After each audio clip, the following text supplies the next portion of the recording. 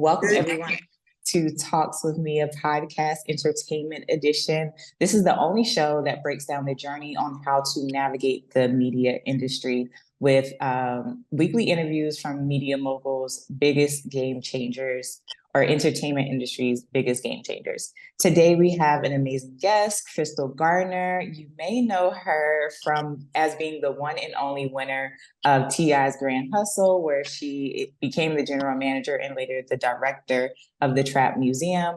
But she is so much more than that. She has so many titles under her belt, some being model, actress, on-air personality, entrepreneur, Patron Agave Master, and creative director. She's obviously a hustler, and I can't wait to hear from her. So thank you, Krystal. Welcome. Absolutely. Thank you so much for having me. I mean, we've known each other for such a long time. I So know. it's exciting. And I'm happy that you continue to still support me and my journey and always around to amplify our stories because it's super important. We don't get to talk about it all the time, right? We're always in grind, always working. So having the opportunity to share our passion, our gift that we're working on day to day to amplify our voice, it's always a beautiful thing. So thank you so much. I appreciate you. Yeah, of course, of course. So I love to start the interviews off with this question of how long has your journey been? How many years has it taken you to get here where you are right Uh, I want to say all my life I had to fight, but I'm gonna start with the college experience. It's probably where it all now? started because that's when I got kind of bit with the bug of doing stuff on an experiential tip, right? Living in New York City, going to Manhattan, seeing all the cool curated moments, even down to our window displays, right? Just having that unique vibe. All the way fast forward to we just recently had a Timberland boot, right, in New York City. So I got bit a long time ago, back in, oh Lord, I'm showing my age, when I started college in 2004. So we're at 2024 years, so 20 years now. This journey has been very interesting, unique. I went from being the person that helped with the activations, getting hired on in any aspect that I could, whether that was being a bartender, a promotional model, busser, whatever I needed to do, working specific events, all the way to now curating those moments with high level budgets with huge brands. And that is a blessing and an honor. It was not easy at all. We make it look easy for the gram. But when I tell you, I'm grateful that my journey was the way it was because I treat everybody with the respect they deserve and like they are, because I've been in every single position, and I know what it feels like to be that person, like hoping one day you could be that creative director, one day you can be that strategy person, and you're just there just trying to get glimpses of things. So I treat everybody with that respect, and I'm just grateful that I had that type of journey. Yeah, and I feel like that's the golden rule when it comes to working in most industries, but especially entertainment. It's about treating people with respect and making sure you're the type of person that people want to be around and work with. So I feel like that will take your career further than anything else. Yep.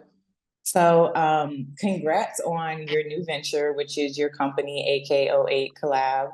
I would love to know and hear more about that and how you transition from the Trap Museum to have your own agency, basically. Absolutely. It's kind of cool because people would call and reach out and say they want to do things, but sometimes they didn't want to associate with specific brands, right? Or trap culture, or they want something that was more kid friendly or focused on just a different specific area, not just music. And they would be like, I see what you're doing. I want to do this, but in this realm. Is that something you can do? So it kind of was like a weird consulting thing that birthed it out of all of this, right? People were calling, asking, and I'm like, I don't really, okay, yeah, this is what I do every day. So I guess I do know how to do it. And it went from doing stuff here and there, consulting here and there, creative directing here and there, putting partnerships together and running the whole play to one day, my business partner, AB, she was like, we probably should just come together. People were calling her Mm. to project manage stuff, and people were calling me to creatively strategize and creative direct stuff. And I'm like, two brains are better than one, because we're calling each other like, hey, what do you think about this? What should I do? What can we do? So we kind of like fell into this agency moment, and it started with a project with this energy drink. We both came in Mm. for the opportunity to meet, and while we were doing it, we were like, well, we might as well just continue to put this together, because obviously our synergies match. We're two parts of this puzzle piece, and people keep calling us, and we know what we're doing, but at the same time, we've never really done it on our own. So coming together was just inevitable.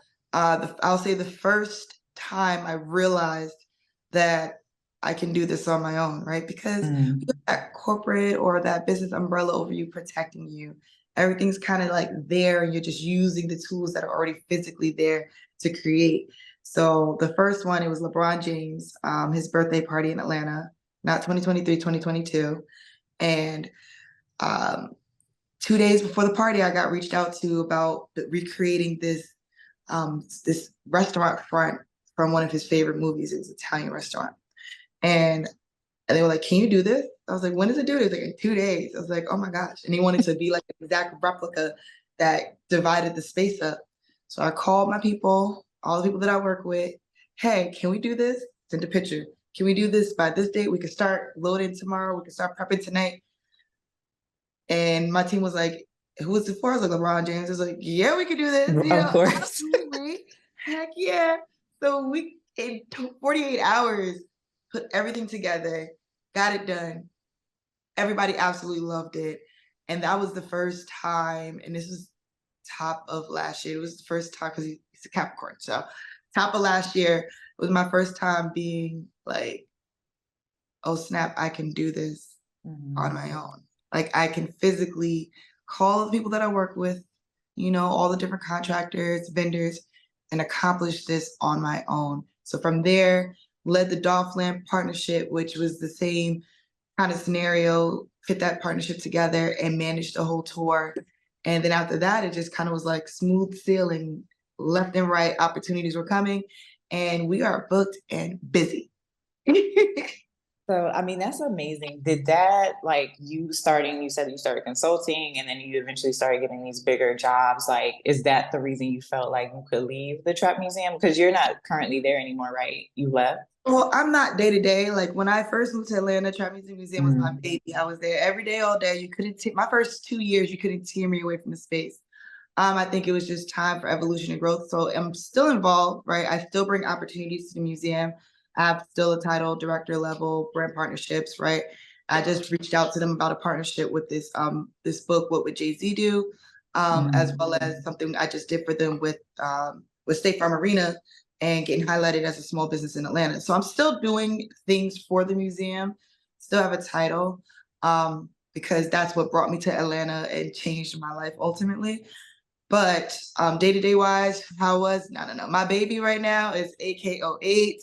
We Mhm. are booked and busy, and it's a blessing. Like I'm just so grateful, super grateful. But it was very hard. Like it was like a slow pulling away. I felt like a child, a teenager going to college. Like I was like, I'm killing it as a teenager in high school. I know it's time for me to go on my own to college and figure it Mhm. out and use all the stuff that I learned from being helped by my teachers and take it out into the real world and do it on my own. So, Yeah. What would you say were some of the biggest things that you learned from the Trap Museum that you've taken into your new business?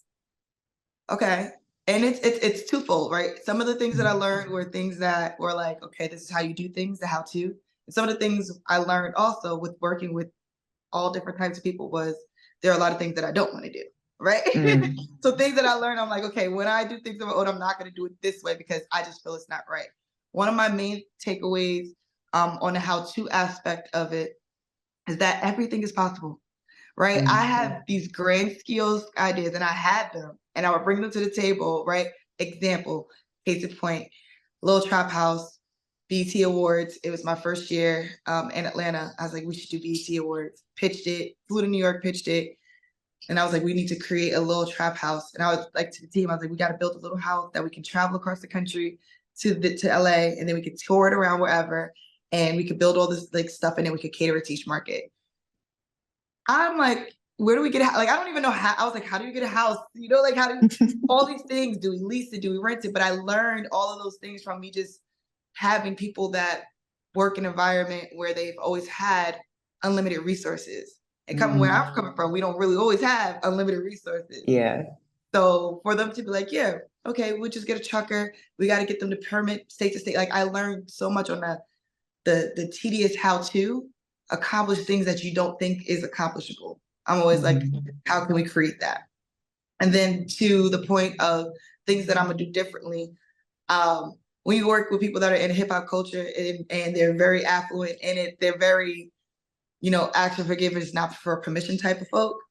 And I'm not big on that. And my biggest takeaway was anything that I do that involves any type of recognition of a human, I need to make sure that everybody's on board. So we have a huge project coming out with AKOE, and we are doing it in Brooklyn. It's the Biggie Experience. It's about to. Nice. That's awesome. Thank you. It's in March, and it's going to be up for a minute. And we're working with Tiana. So we're working with his daughter. And to me, that's super important. People pitch ideas every day for cool things, and it's you always wanting to use likeness of different people. I do not want to use likeness without the permission, right? I want to make sure permission, there's involvement, right? From start to finish. Is this something you actually want to do? We were just recently pitched something for some artists in LA, and the main thing I said on a call was, well, we need to talk with the family and see if this is something they want to do.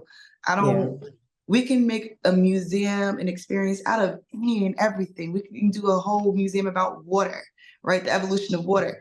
If we're going to use someone's likeness, right, whether they're here or they're gone, I need the family to be involved. I want the storytelling to be authentic. I want it from their lens. And that's something that I learned that I want to be doing, right? When you have a big entity, fine, you do what you want. People put pictures of people up every day. For me, when I'm doing something that's super specific, I want to make sure that we have that relationship and that it's really authentic. I want to be known, and I want us to be known as that place that pays their respect.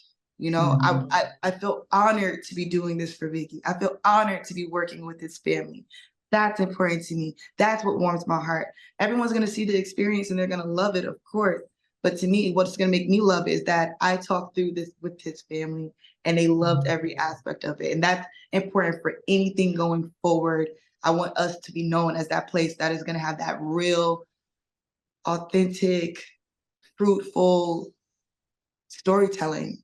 That's honestly like really it. Like, that's what makes me happy. That's what makes me so excited. I'm like, oh, everybody else could go in and say they love or hate the exhibit, but if the family and the friends come in and like it, that's when I'm happy. Yeah. I feel like what you just said also is like the epitome of the term, like standing on business, where you really are about it. Like you're empathetic, you're respectful to the project and to the people. And I feel like that's what really standing on business is. It's not just about getting the money. It's really about, having integrity with the work. So I really love that. Okay. So let's see what else is there to talk about when it comes to you, because I know you have a background in, of course, events, but also in the spirits world. So, like, let's talk a little bit about that and how that came about and how you've used that experience to currently like integrate into your business now. Absolutely. The cool thing about the spirits in the beverage industry is that it's open, right? And there's so much opportunity. And when I first got into it back in my early 20s in New York City, it was a means to an end, but it was also an opportunity to be around so many different brands and learn so much. And it really coincides, is very, very parallel to everything that I explained as far as my journey, because it was a huge part of it. And where I'm at now, right, being an agave master, which is a high level ambassador position within a beverage company, and I'm with Bacardi, you don't often see us there. And you don't often see us even in the creative industry like that, right? We're starting to, but you don't often see that there because those opportunities were just never really presented to us, or we just didn't know about it, right? So with me being with Patron, I'm the only Black ambassador in the country for Patron. That speaks specifically to tequila on my team of about 15, 16 people. But the coolest part about me being who I am, I get to go to be a part of all different multicultural aspects of Bacardi Company. and I get to be in spaces where people see me and they're like, wow, I didn't even know that this life, right, exists. People indulge in certain things and they love certain things. I love a great, well-crafted cocktail. I love quality tequila, right? As a Same. nice little neat moment. And being able to have that as my actual job, beyond a blessing. But now I'm also happy that when I go out and do my thing and people see me and they look like me, they're like, I didn't even know I can do that. I love well-crafted cocktails. I love the spirits industry. I don't have to just work at a restaurant or be a bartender or be a bar manager or food. I can move to brand side. I could go to brand team. I could go to sales route. I can be on advocacy like how I do, and I teach about tequila. We don't really know these opportunities exist. And I understand why, right? Because we've always been told, okay, if you get a good college, go ahead, get a good college, get a good job. We've been very, very traditional. And then outside of traditional, it's like, or you could be the one in a million person to be an MBA or an artist. So it's like we have two things that we know about, and we don't really know anything else about those things. And I'm grateful that I get to be that person to show that there's other routes to life that we can go. And with me having such an intricate journey with the spirits industry, I've worked and launched on launched so many different brands. It's taught me how to build relationships with brands, understanding brands, why they sponsor the things they do, why they have the missions the way that they do. I've been able to see closely how things move and shake so that when it gets to the point of, case in point, we're doing this launch. If someone asks about a specific spirit brand, I might know someone there because I've been in this industry for so long. Or I might say, hey, it's the end of their fiscal. They might not have budget, but that's because I know the inner workings. Or I can say, this might be a great opportunity for next fiscal for them. Or this might be something that coincides with their current mission of doing this. So I've been able to understand how to work with brands through working with brands for my actual job, my job, which is pretty cool. And it helps a lot. It helps a lot in the agency side of things because we get so many opportunities. And then my brain is always working like, oh, they might be a good fit for a different spirit brand that I'm cool and I have a relationship. We kind of, especially the people that are in spirits and that are Black, we're kind of like a close-knit group. It's not that many of us, so we all know each other and we try to support each other. Like if I can't do something and I know it's a great opportunity, I might shift it off to someone I know at another brand and be like, hey, this might be a good look for y'all. I can't do it, but you know, I've been that way my whole life. When I used to do modeling and acting in New York City, if I saw something that I thought someone I knew in my circle would also should go for, I would send it to them. Yeah.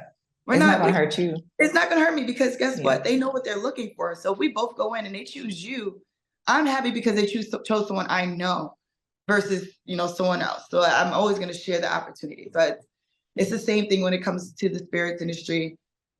Always, if there's something I can't do, I push it off. I not push it off, but I pass it on to someone else. Same with when it comes to agency work. If it's something that I feel is super grand skills and I'm not there yet, right? Because my team is still small, I'm really cool with a few agencies and I'll say, hey, this might be something, you know, there's an opportunity here. This might be something I'll be interested in.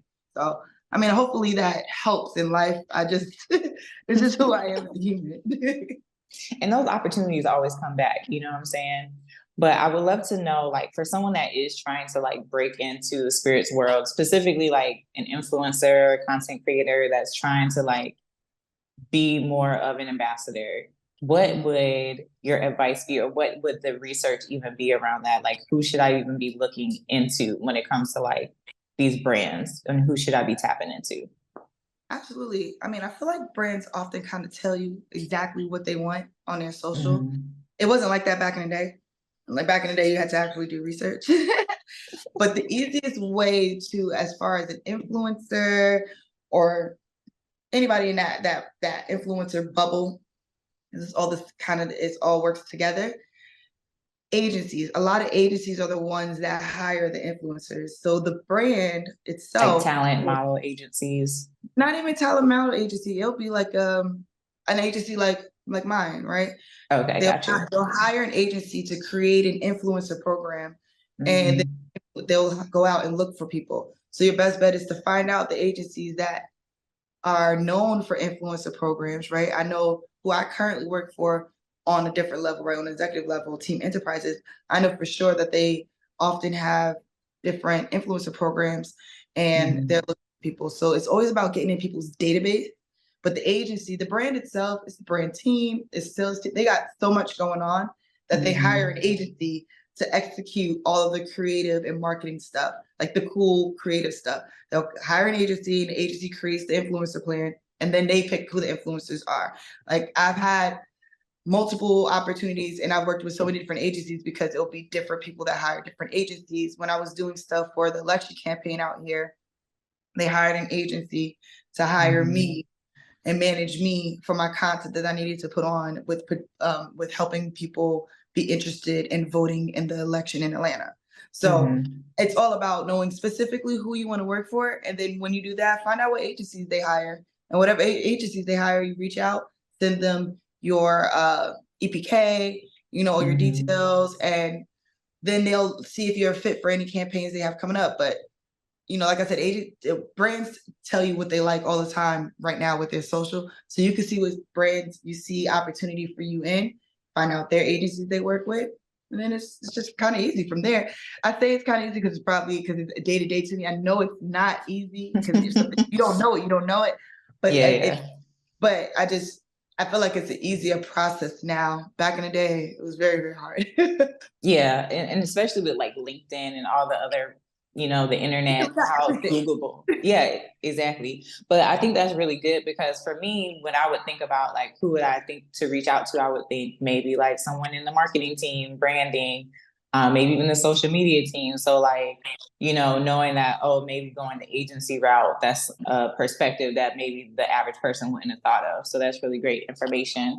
The fact that you are basically a jack of all trades, you do so many things. Do you ever feel like you're doing too much? Like I feel like sometimes when you are a jack of all trades, people will say that you're not, specifically talented and or you don't have enough skills for all of these things. How can you do so many things so successfully? So do you ever feel like it's not sustainable or like you're just doing too much when it comes to all the things that you actually have access to do? Not at all. Because I am like a Jane of all, I always feel like I'm a master of all as well. But for me and for my mental health, what I've done is calmed it down a little bit, right?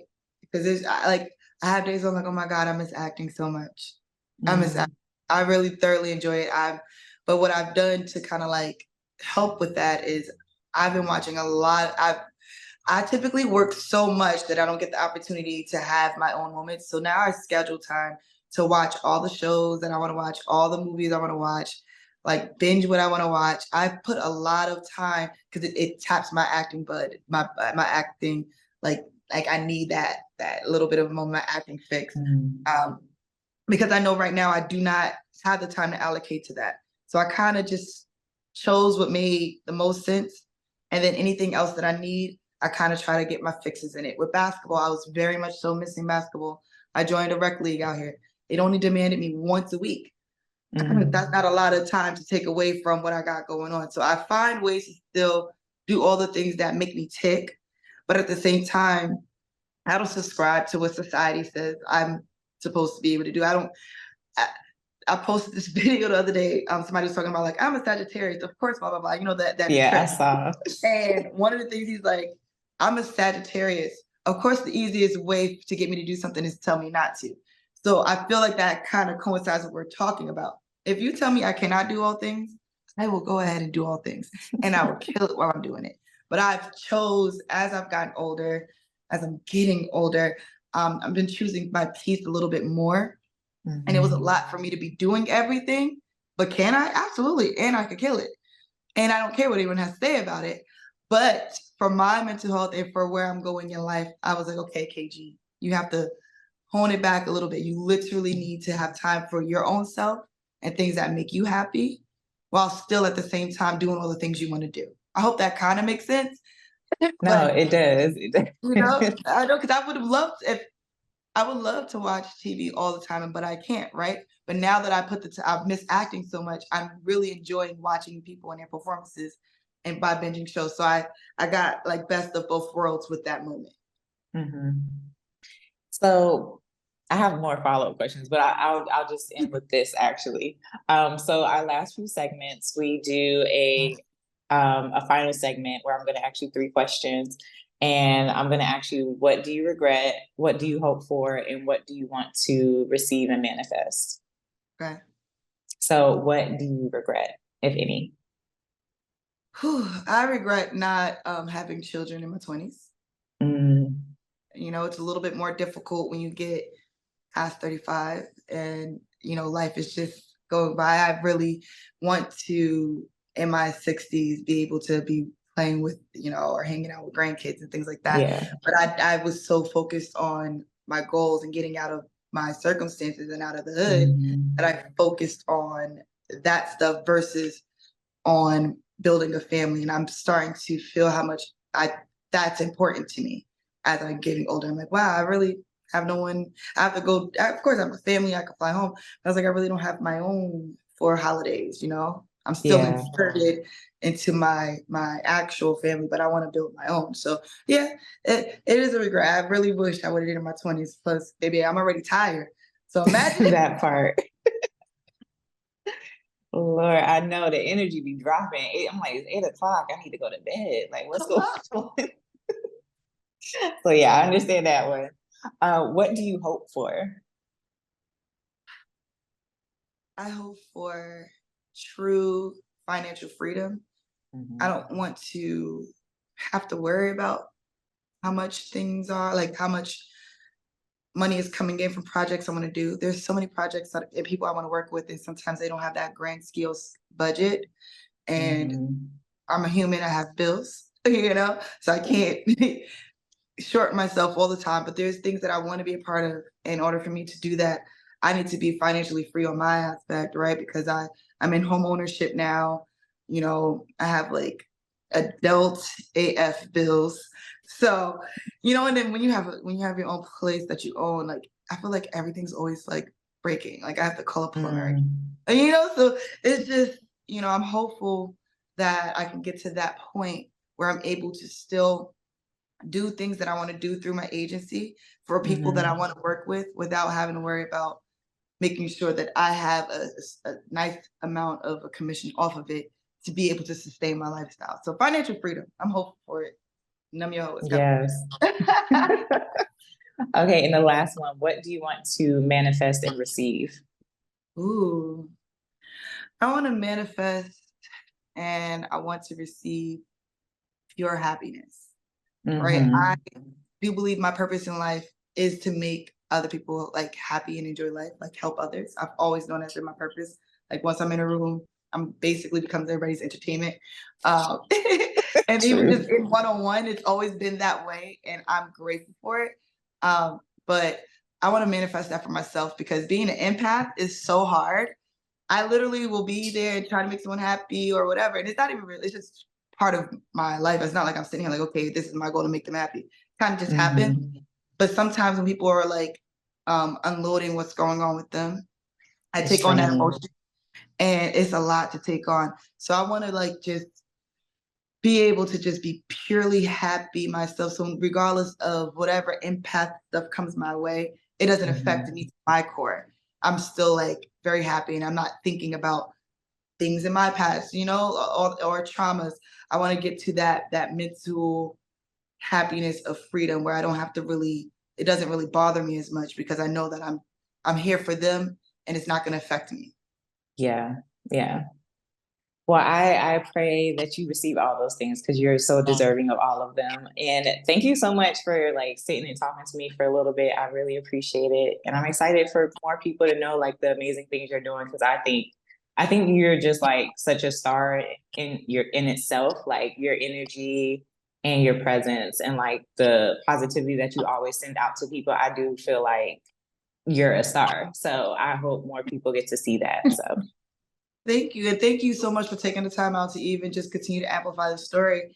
You know, it was a part of my life where things were happening and then I went straight into work mode and then it's like, you know, what's going on?